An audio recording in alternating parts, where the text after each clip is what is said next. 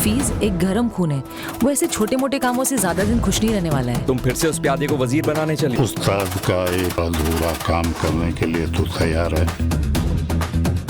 दाद भाई के मीटर ना मोला भी कुछ ठीक नहीं लगा थे। अब हमन के राज में नशा के नंगा नाच हुई। ये हरकत दोबारा हुई ना, अकेला सबों के कांड और नशा दोनों लफाड़ता।